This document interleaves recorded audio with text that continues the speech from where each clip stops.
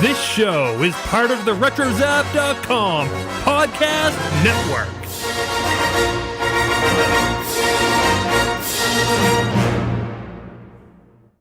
And welcome everybody to episode 100 of the Animanicast. As a town, we're so down, so we moan. You gotta cheer up and never give up hope. We can't go. You gotta cheer up and never give up hope. Are you a joke? Nope. Just cheer up and never ever give up hope, hope, hope, hope, hope. Yeah!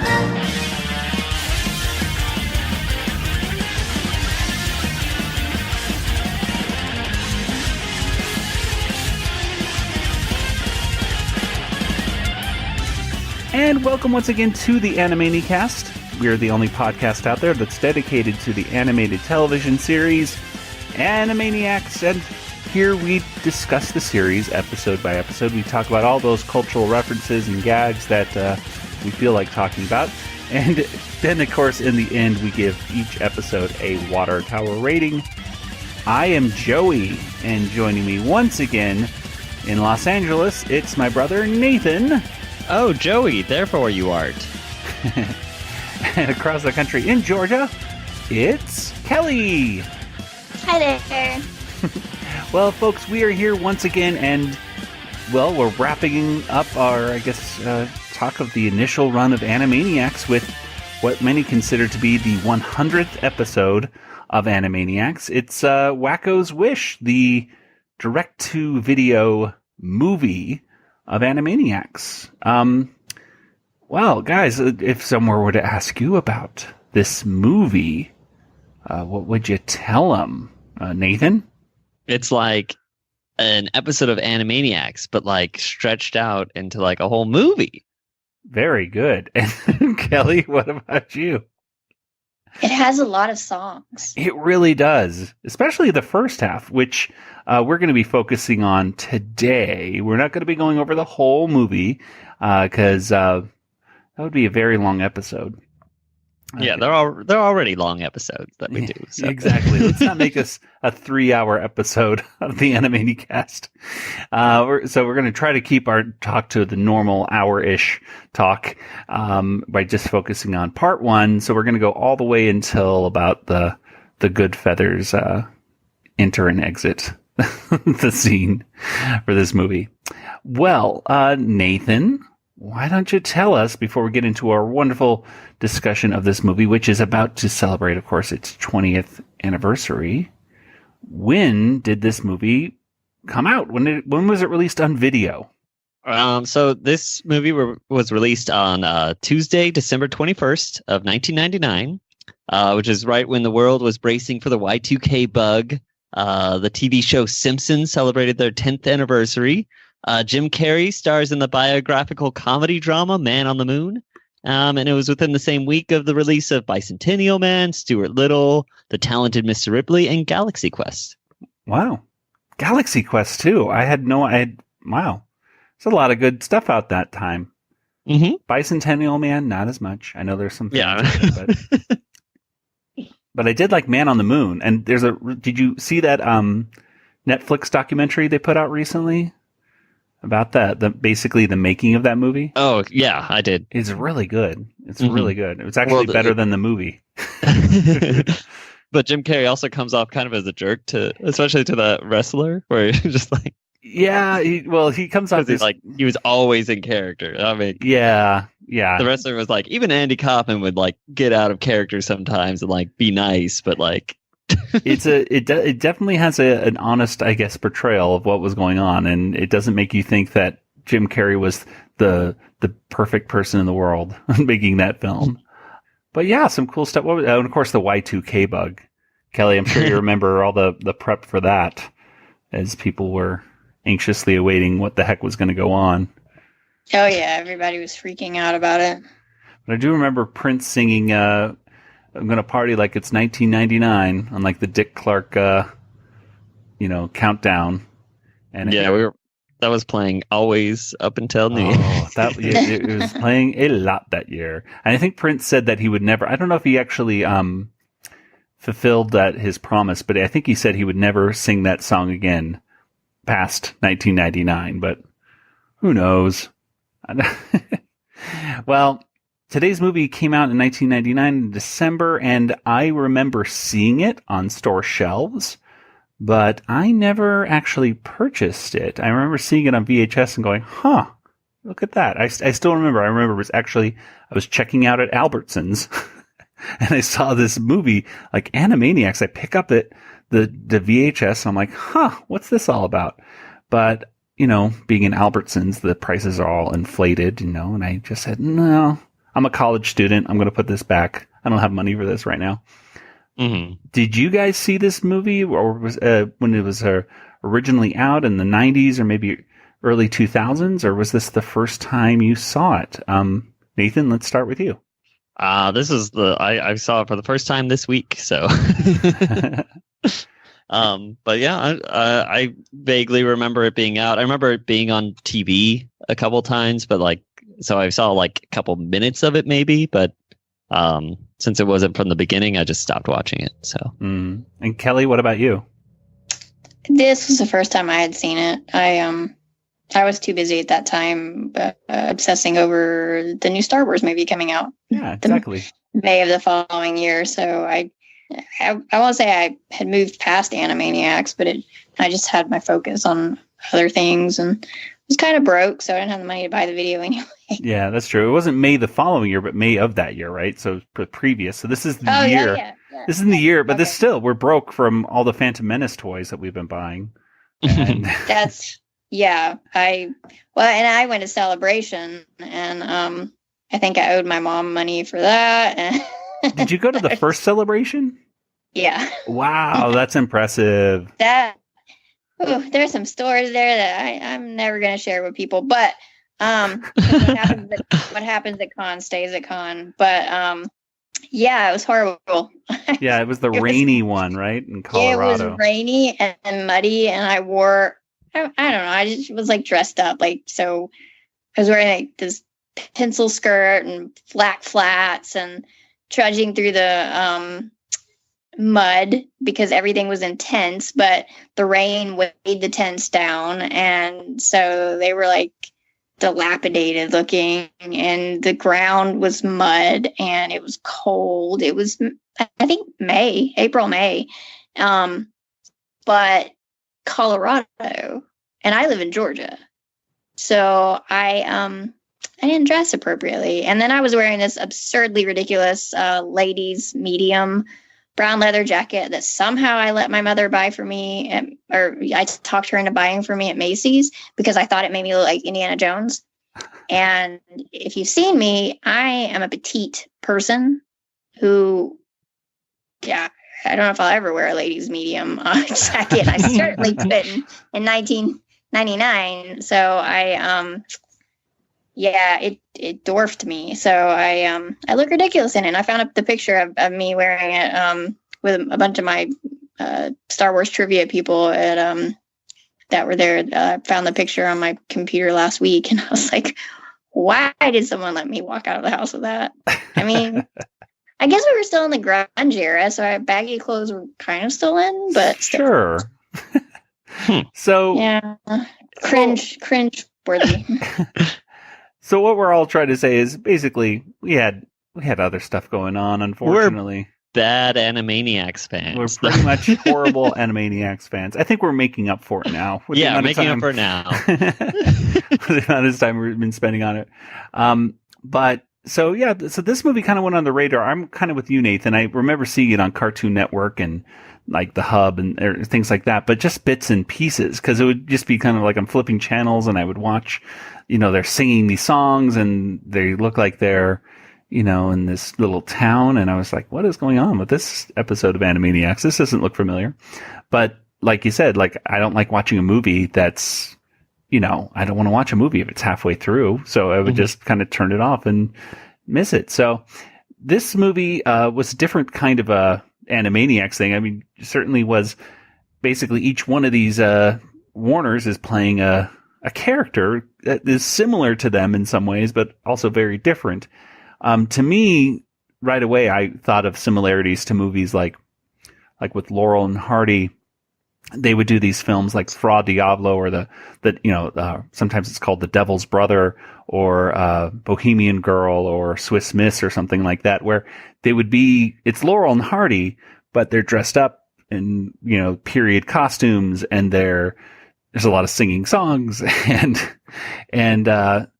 but the characters are essentially the same. Muppet Christmas Carol. Oh yeah, Muppet Christmas Carol. Yes, exactly. The same kind of setup where you get these cameos by these characters just in cute things. So yeah, exactly. Actually, that's even a better comparison, because when we open up, we see a lot of these characters and playing these different parts and everything. So anyway, let's go ahead and get into the discussion of where we drew part 1, part 2, part 3 for this discussion. And Kelly, why don't you tell us what happens here in part 1 of part 1 of Wakko's Wish? Okay. Well, there's a town called Acme Falls that lies within the kingdom of Warnerstock. And the king dies, and he was awesome. Everybody loved him. There's like rainbows and hearts and flowers and purple hearts and green clovers and everything all over the place. But he dies, and there's another king who I guess rules Tiktakia, which is another kingdom, and his name is King Salazar. And he takes over Warnerstock. And that's not a good thing. Because everybody who was once happy is now miserable. And the king has no money, so he starts taxing everybody who lives within the kingdom. And they don't have any money. And everything starts to go downhill. And they're not happy. They don't have any food. They're starving. They close down the orphanage. It's like the Muppet Christmas Carol, because, they have all the little orphans standing in the snow with their frostbitten teddy bears. And Yakko, Wakko, and Dot had lived in the orphanage, and now they're huddled in the snow and freezing. Oh, and at the very opening, they burned the Rosebud sled from Citizen Kane. Hey, what do you want from us? We're freezing here. Rosebud. And Dot is particularly bad because she needs some kind of operation that I don't think they know exactly why. Some folks say that life is cruel. At the orphanage, they fed us inedible gruel. We slept on beds with springs that hurt. The faucets had hot and cold running dirt. The windows were broken, the roof was leaky. The walls were cracked, the floors were creaky. They shut down the orphanage and now we know. Those were the days we miss it so. And ever since then, I've been feeling low. They know she needs an operation and she's sick. And so Wakko goes away, on his own to make some money and earn some money for his sister to get the operation.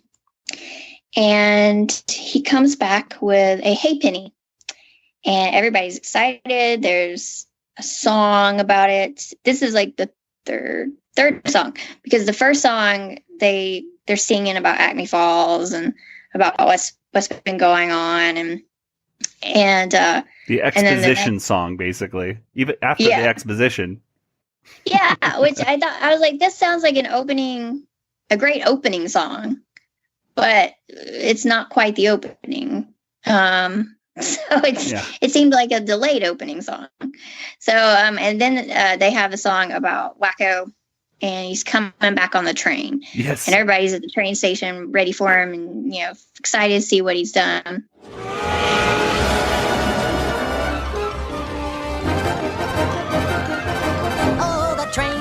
Wakko is rolling down the track. I'm sure that is the train my brother's on. Wakko went to see the world and now he's coming back. I've missed him every day that he's been gone. He went to seek his fortune and now he's returned, bringing back the treasures of everything he's learned. Oh, the train with my brother is coming closer. Very wacko, down the track,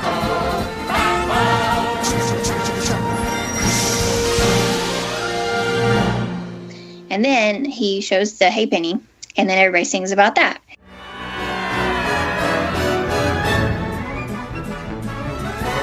I've got a hay penny today.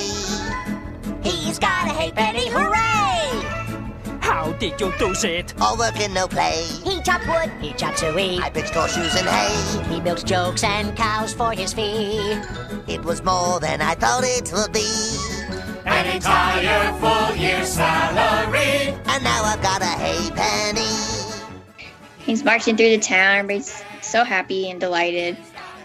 And then Ralph, in his character, tells, what is Plotz's name in this?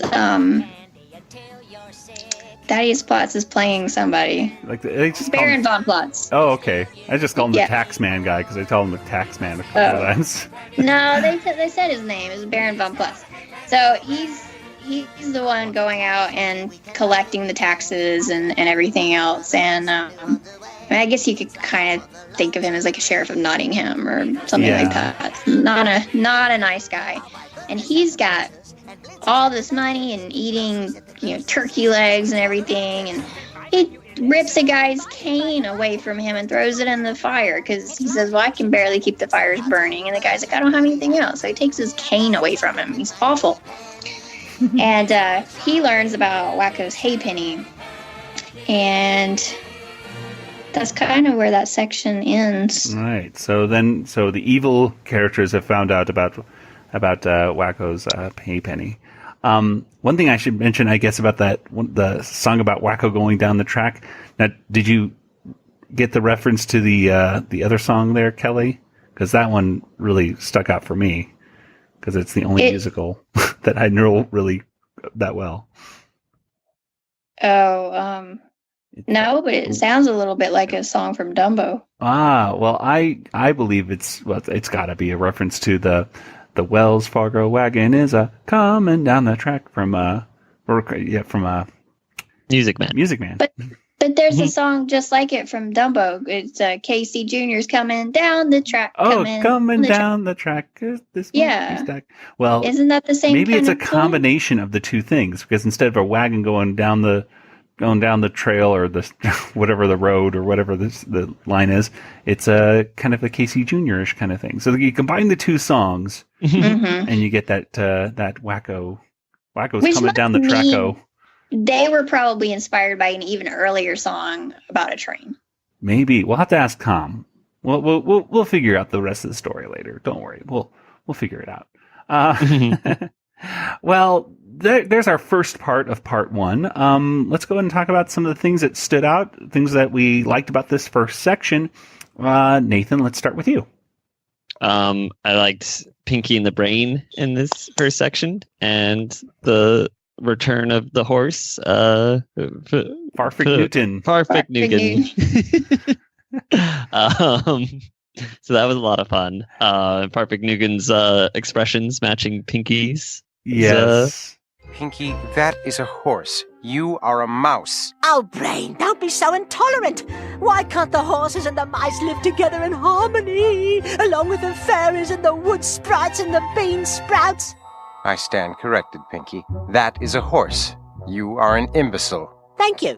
And him thinking then that Farfig Newton can actually talk. And I don't know why Farfig Newton can't talk. All the other animals can talk in this world. Don't they actually call him Farfig Newton? Yes, Farfig Newton. Okay. Yes. I thought that's what I heard. So. It's the car brand, but with more of a Fig Newton kind of sound to it. Yes. Yeah, and I like seeing all the background people. The mime was funny. Yeah, gets heard a lot. There were quite a few cameo people in the background there, and hearing Tom Bodett narrate the beginning was a lot of fun. Now, let me ask you guys: I did like the exposition at the beginning to a point. It felt like it went on a little. I don't know. It felt like a little too long, though, didn't it? Was it just me, or was the exposition just? It if I was a kid watching it, I would have gotten bored immediately. Uh, Because I mean, talking about the stocks and the basically the economy of the town and everything, I think they would have done better to have the song be the opening.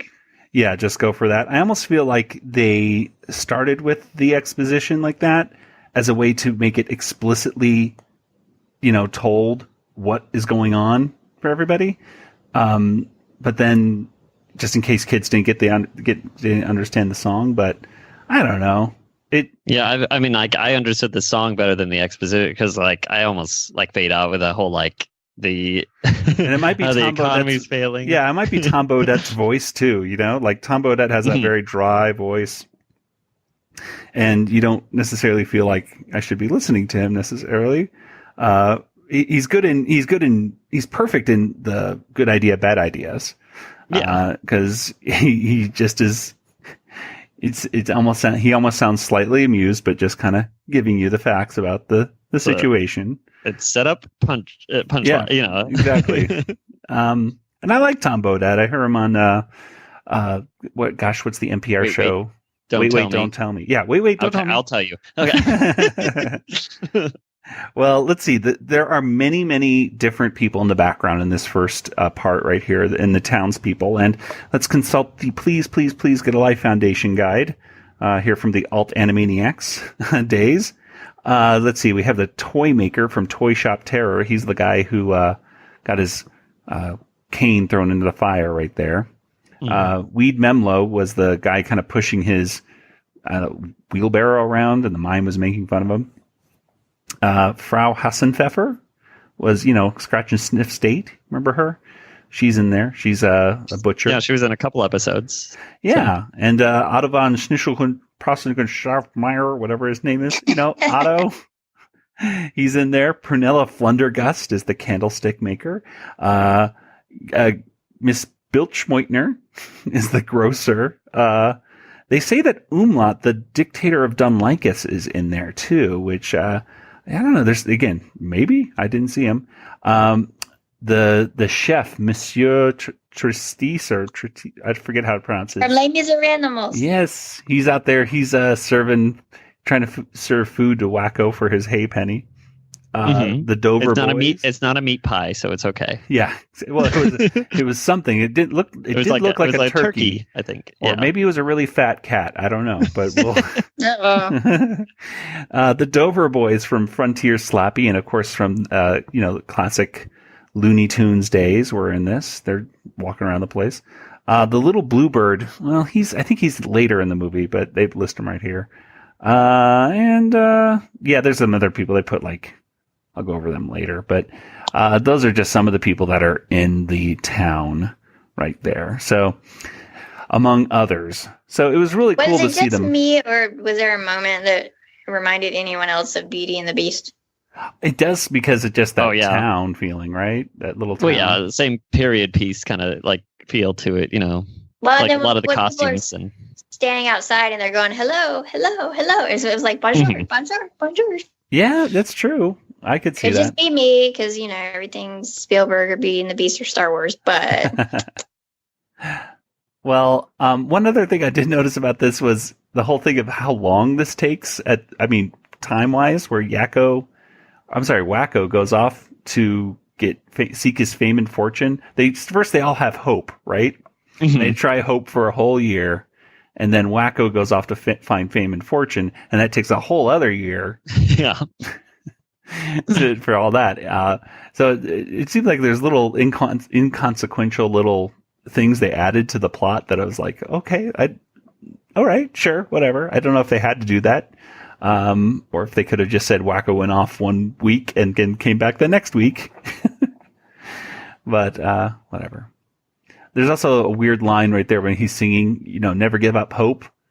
And then they all say, are you a dope? And he says, nope. And then they all say, okay, everyone, never give up hope. So the townspeople are very, you sing to them just right, and they will go along with you with whatever you say. Anyway. Well, Nathan, any other things? Yeah, I want to point out the Skippy and Slappy part of the song where Skippy's food is frozen, solid. His nuts are frozen. Yeah. Yeah. So that got past the censors, and yeah. Direct to video. You don't have to worry about as much. I really like the opening sequence where they're doing title cards of all the characters instead of just their animated. The CGI snowflakes too. That looked really cool. Yeah, and I thought that was a cool way to start the movie. And the first name they give out is Spielberg, right? Well, let's check. I don't remember the order in which. It's like Steven Spielberg presents, and I'm like, there we go. That's for Kelly. Aw, I love Steven.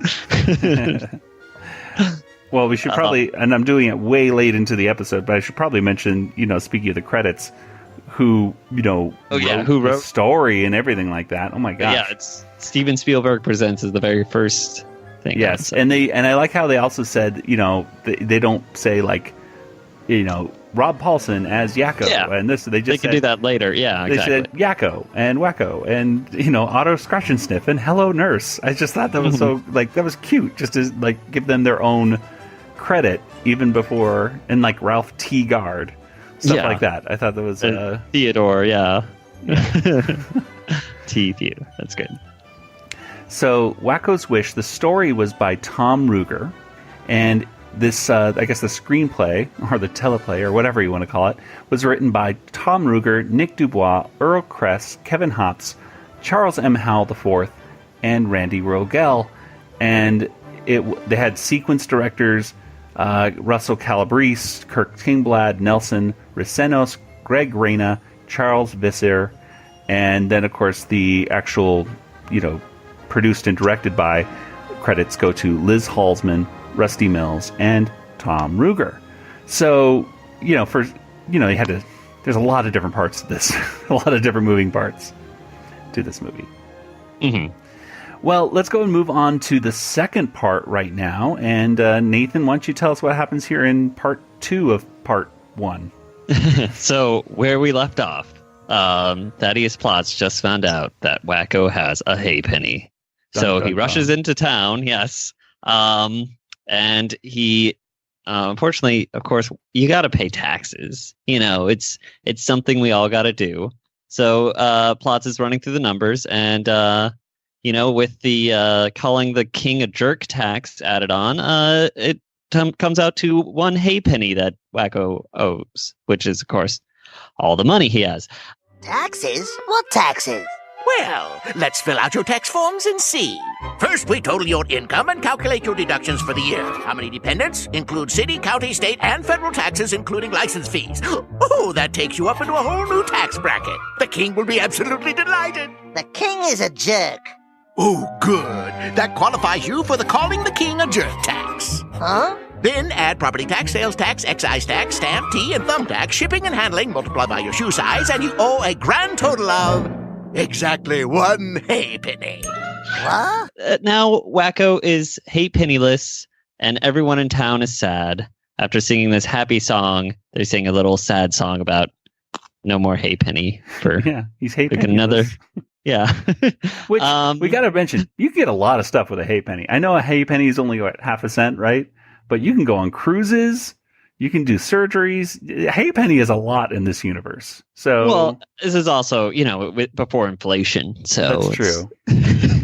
you got to take that into account. Anyway, so we cut to nighttime, and of course Dot's still sick, needing the surgery. And Yakko's putting her to bed, and she wants him to tell her the story. And it's about a knight finding a princess. It turns out it's a story about their parents. They had 2 sons, but they wanted a daughter.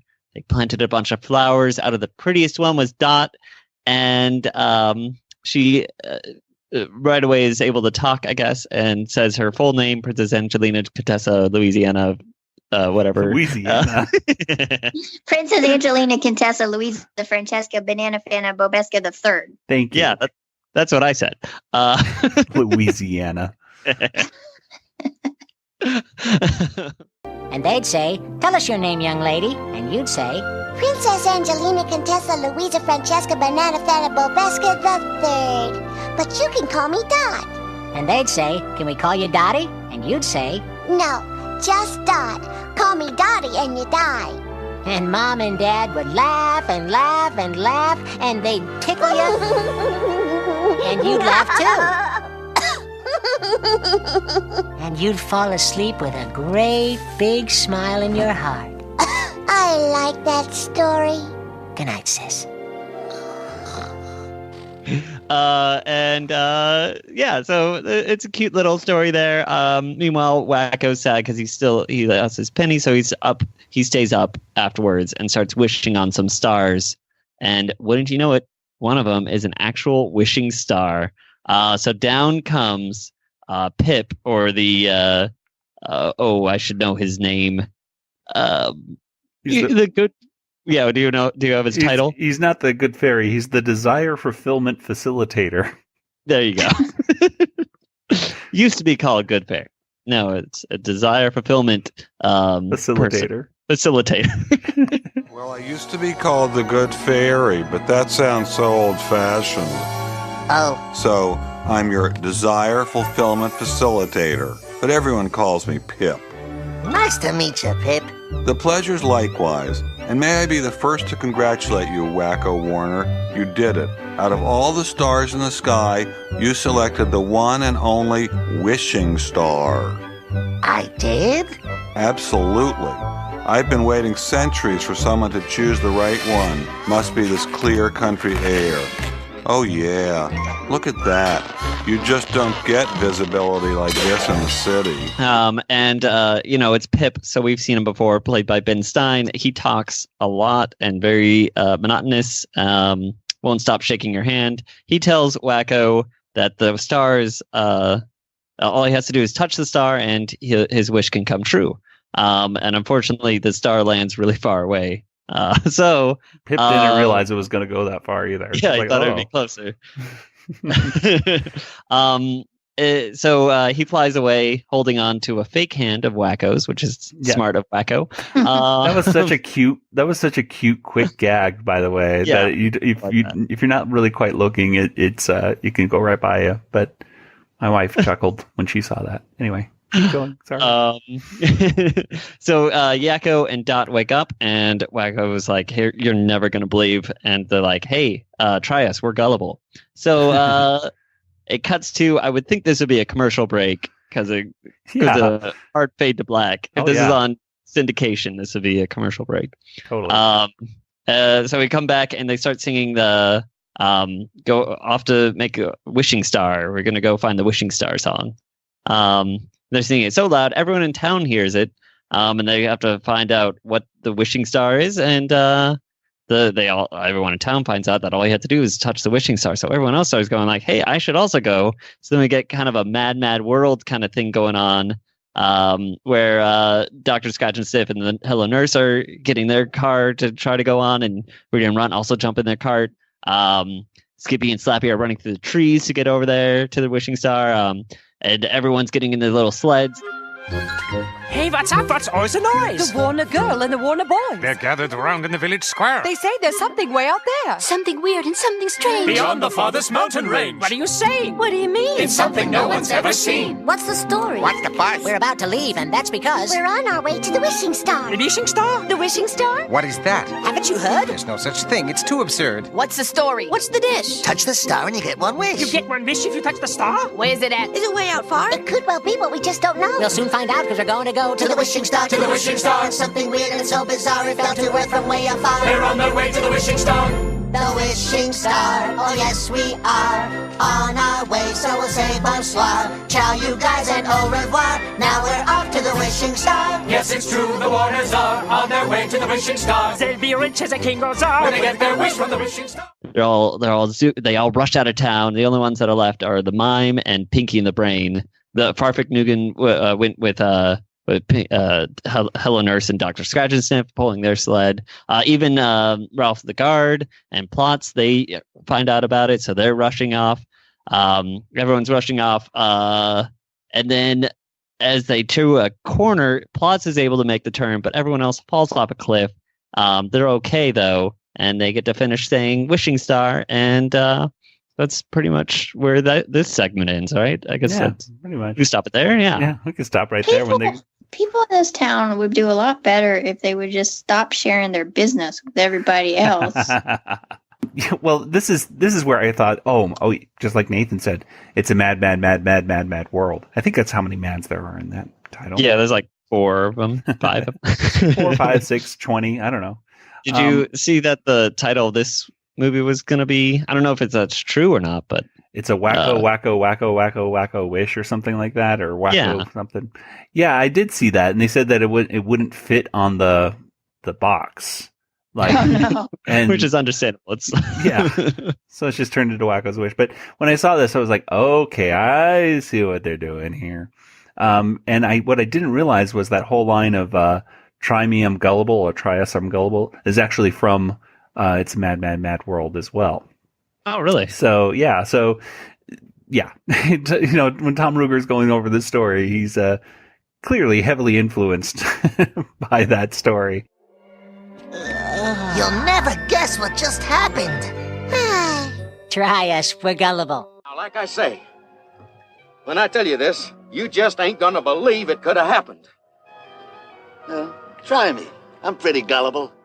But yeah, it was a cute thing. I mean, the Hungarian Rhapsody is playing, so immediately I'm thinking Roger Rabbit. What were some moments in this second part that you guys liked? Kelly, let's start with you. What'd you like? I like seeing Pip again because which one is he in? Is it chairman of the board? Is that it? I know it's a party. Is it called chairman of the board? Yeah. I think it is. That sounds right, because he would be boring. Yeah. So anyway, I really like that episode, and Ben Stein's great. So I like seeing him again, and boring Wakko. Yeah, a little repeat of the gag, but whatever, we don't care. But it works. Exactly, and I just like how he gets to actually sing in a monotone way. And yes, it was chairman of the board. Yes, chairman of the board. Absolutely right, Kelly. Well, I usually am. No talk about cheese balls in this one, though. Very disappointed. Yeah, he actually stopped himself a couple times too, it seemed like he. I mean, in chairman of the board, he never stopped talking. So that's true. It was interesting. He was actually able to finish thoughts in this. Which reminds me, no Bob Barker talk. Anyway, Nathan, what were some things that stood out for you in this second part? I liked when Yakko was telling the story. It seemed like a good sentimental. I liked the camera work in it too, like moving around the bed. Yeah, did you notice the bed was CGI there for a second? So yeah, it looked pretty good. I mean, I'm wondering if like the animation in this next show will be, because it's not all going to be animated. It's not going to be hand drawn. So I wonder if it's going to be a lot like this. Do we know if it's not going to be hand drawn, or if that's just an assumption we're making? They don't do hand drawn things anymore. not the way that they used to, anyway. I feel like it would be closer to how the movie is. Yeah. Well, this is the first and so far only Animaniacs cartoon that used digital color. So the colors were much more vibrant than they would be like in the television show. And it's drawn by TMS Animation Studios, which did a lot of some of the best animated sequences in Animaniacs. So yeah, it did look really cool. I agree when they did that little sympathetic scene where the camera's kind of turning around the bed.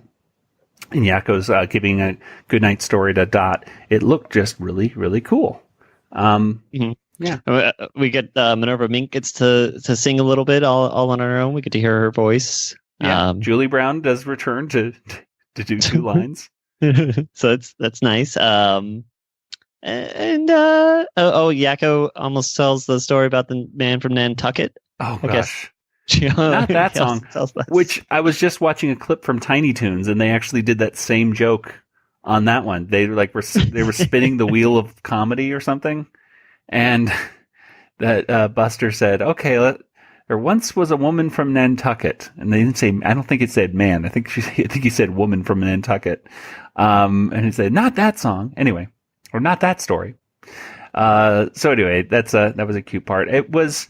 Now, some people can criticize this particular part as being too sappy for Animaniacs because it was very sweet. Was this a little out of character for the Warners? Do you think, or I don't know? What do you think, Kelly? It was a little out of character, but they've done kind of heartwarming stuff before, so I didn't think it was too far afield. But there were times where it was a little bleak. But I mean, again, to bring in Muppet Christmas Carol, it sort of had that Dickens vibe to it. Yeah. So you saw these characters that were normally in funny and not annoying situations, and now they're playing sort of these Dickensian characters in a Christmas movie. The Christmas goose. The goose. Well, yeah, and I think some of that tension was kind of pushed off too when Wakko says, how's she doing? And he goes, oh, not that well. Those acting lessons aren't really working that well. I like that line. Yeah. So, how is she? Not great. Those acting lessons never really sunk in. And in case you were ever wondering, is Wakko supposed to be modeled off of Harpo Marx? Well, they really push home that fact when Wakko is harping on, I guess the bed springs or something like that, the bottom of a bed. And I'm not sure if Harpo did the exact same maneuver or not in a movie. I know there was, I forget which movie it was, but like a piano falls apart and he takes the inside of a piano at one point and makes that into a harp.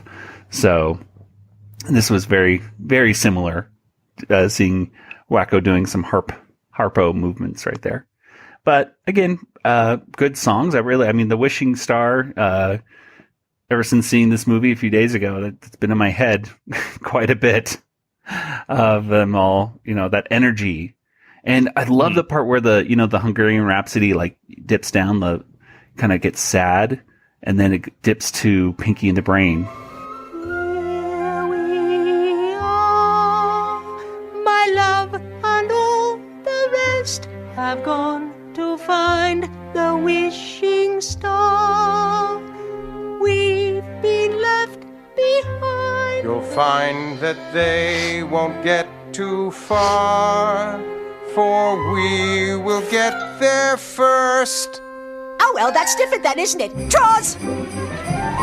Them just talking, like Pinky crying with the picture of Farkvik Newton and the silhouette of Brain. It's such a dramatic shot. It's so cool. I love it.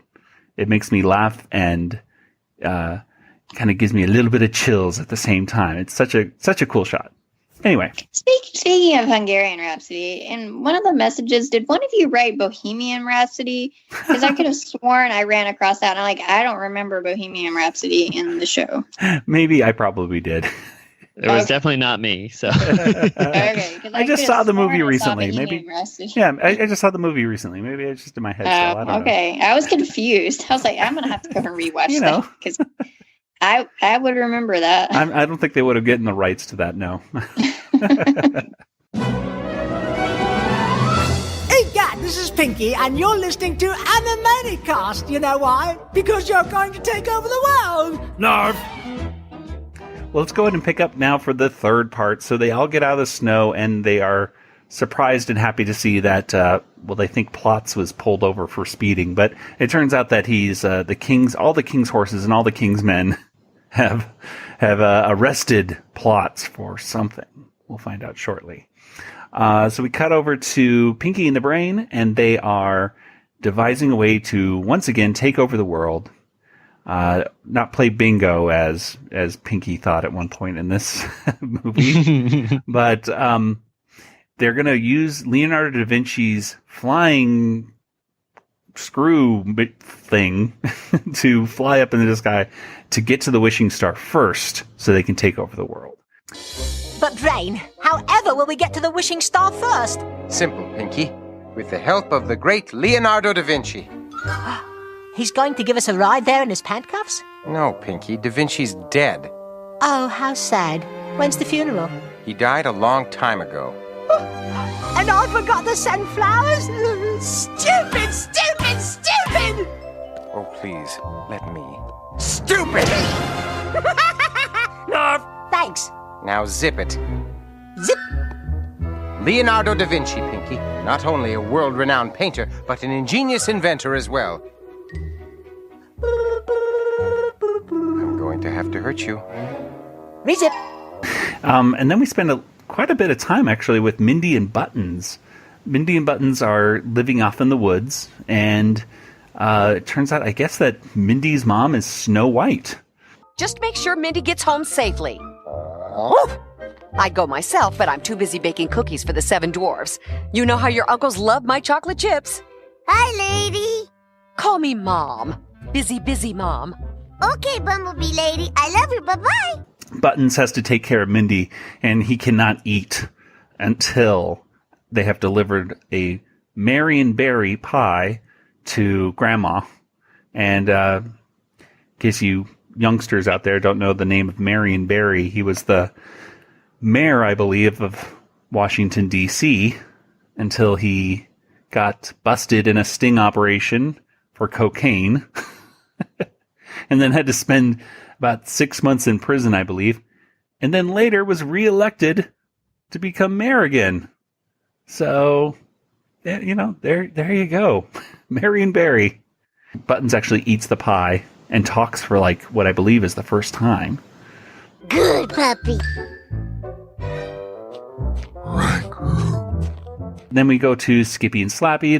They're going through the sky. Like, you hear the George of the Jungle theme playing with a mix with this, you know, Slappy Squirrel theme, which is cool.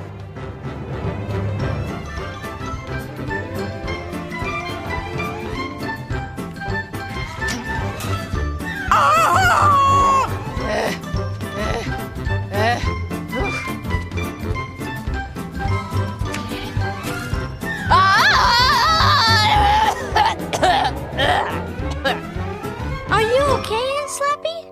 Yeah, I'll be fine. Just as soon as I cough up my lung. And then we see a really, really funny scene with Pinky and the Brain in their flying machine. And it almost feels like an Abbott and Costello bit. With the wind at our backs, all we have to do is maintain this velocity. And we'll be the first to reach the wishing star. You know what that means, Pinky? Yes, I do, Brain. What, Pinky? What do you mean, what? What does it mean? What does what mean? Never mind, Pinky. It means we get our wish. What means we get our wish? Skip it. Skip what? Just stop. Okay. No! Keep pedaling! Keep pedaling, Pinky! And finally we go to the King, and this is, what's his name? King Salad. It's not King Salad Bar. It's, what is it? Salazar. Salazar, yeah. They call him Salad Bar later. It's King Salazar. What's the meaning of this? I demand to know who's King Salazar. Baron von Plotz. What a pleasure. He says to them, hey, I caught you guys. You were all going off to the wishing star, and I'm sure you were getting it for me, right? And they go, oh, yeah, that's right. Anyway, they look off into the distance, and they can see the Warners going to get them. And so he says, you've got to go take care of these Warners. We're on our way today to find the wishing star. Get there. We're on our way to have a dream come true. Got to find it. It's there. We're not greedy. That wish you see belongs to we. So out of the way, cause we gotta be the first in line to try and go find the wishing It's star. over the mountains and the It's one hills, for all and all for one times three. We're taking a stand, we're making a vow. This is the place, the moment is now. This is our golden opportunity.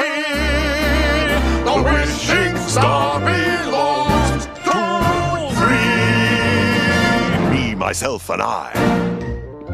Anyway, it closes out with King Salazar bringing out the rats with wings. And who are the rats with wings? Well, of course, they are the Good Feathers. I want you to follow Baron von Plotz and make sure he does his job. I don't trust him one little bit. Sure thing, boss. You got it. Consider it done. But before we go, can we have a little taste of that cannoli? So, at any rate, he disrespects these guys. So when they fly off, they're pretty upset about it. So they say, hey, you know what we really need? We need to get respect. So they say, hey, why don't we go out to the wishing star and we'll wish for respect? Are you insulted, Bobby? A little bit. Maybe just a little bit. He treats us like we're nothing. And that's on a good day. I pray for a day like that. That's like Christmas, you know what I mean? Absolutely. How does a bird get a little respect around here? Maybe we can wish for it. What are you saying? We can wish for it. At that wishing star. But Bobby, the king wants us to... Forget what the king wants. Let's get what we want. You mean... You got it. We're taking a stand, we're making a vow. This is the place, the moment is now. This is our golden opportunity. The wishing star belongs to 3.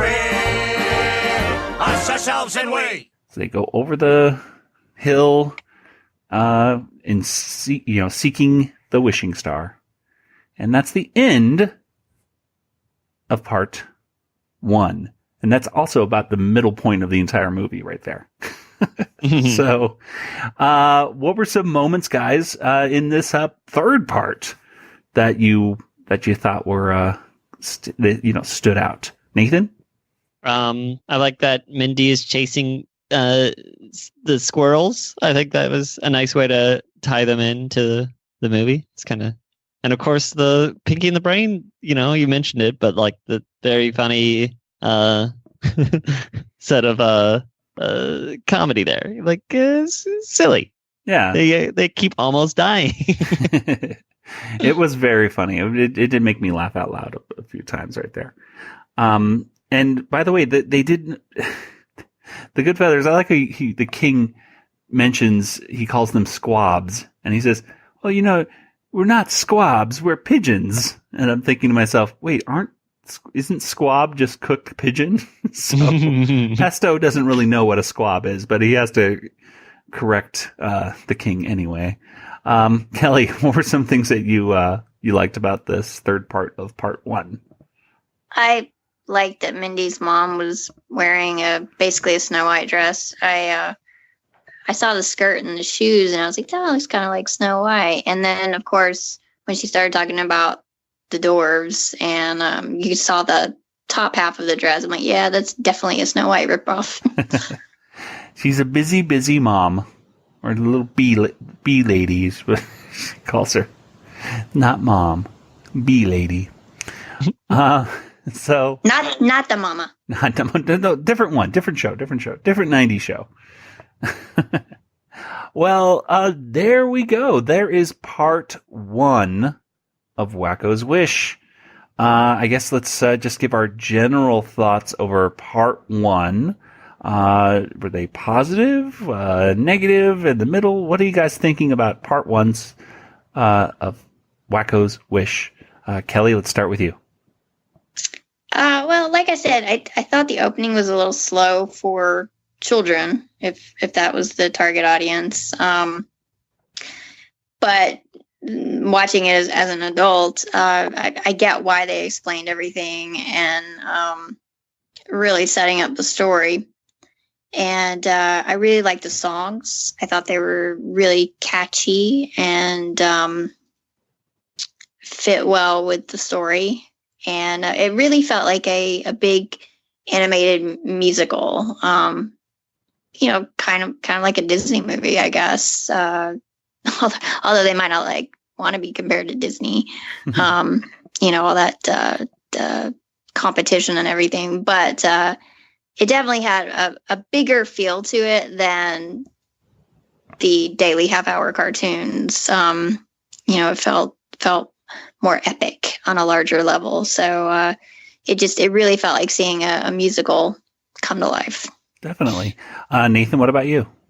I am overall positive for this. It doesn't just feel like 3 or 2 segments or whatever so far. Like, that's always a worry when you do a movie where it just feels like, because that's usually how they do the movies. Is they'll make one movie or basically 3 cartoons, put them together, and you got a movie. Right. But I feel like it feels all connected pretty well, and a good idea of doing like a Mad World to kind of give everyone a little part in the movie, kind of.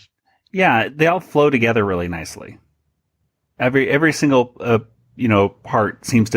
puzzle piece seems to fit into the story pretty well. It flows well, Mm-hmm. So yeah, so I'm with you guys. Overly very positive. Of course, it looks beautiful. It sounds beautiful. We have beautiful music in this with Richard Stone's score.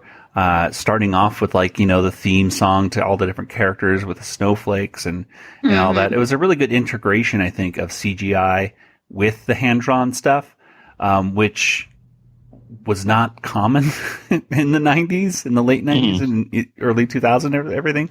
When it was CGI, it just stood out, a lot. So, and to blend, 2D animation with that was pretty good. Pretty good. So yeah, it got a little sappy a little bit for the dot part, but I know that part is I see it a lot, with Animaniacs fans when they're posting scenes from Animaniacs that they like. So it definitely has a contingent of fans that really like it. So I guess we'll go ahead and pause for right now, and we'll pick it all up next week with Wakko's Wish Part 2. Dun, dun, dun. Oh. Or it does get a little darker, and we'll get into that. There's less singing in Part 2. Let's go ahead and get to some contact information. Kelly, where can people get in contact with you online? They can find me on Twitter at YodaPrincess, YODAPRNCSS, or email me, Kelly at BigShinyRobot.com. Nathan, what about you? If you want to talk to me about Part 1 of Wakko's Wish, you can find me on Twitter at JangoFT. That's me. All right. And as for the Animanicast, you can get us on Twitter, Facebook, Instagram, sometimes on Reddit, and of course you can email us, animanicast@retrozap.com. And we're also on Discord. You can get a welcome link by simply going to discord.animanicast.com. And let's talk about Wakko's Wish. We already have a lot of people that have mentioned their thoughts and feelings about it via email and via Discord and stuff like that. So, we'll share those thoughts in our next episode so that you guys can talk about what you like about Wakko's Wish as well. And another good thing about the Discord group is that you get to talk to a lot of the other RetroZap podcasters that are out and about. RetroZap is the place to go, whether you're interested in video games, movies, Star Wars, or anything really pop culture at all.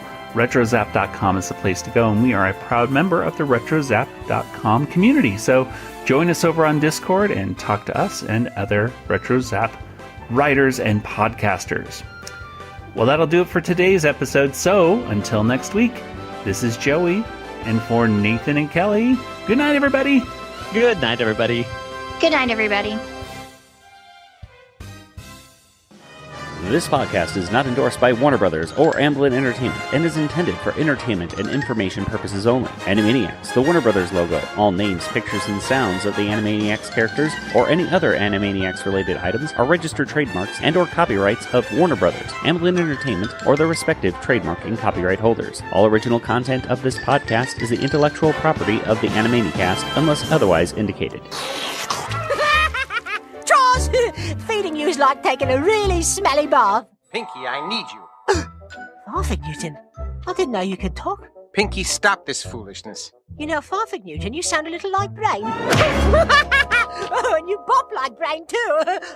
Brain, we were just talking about you.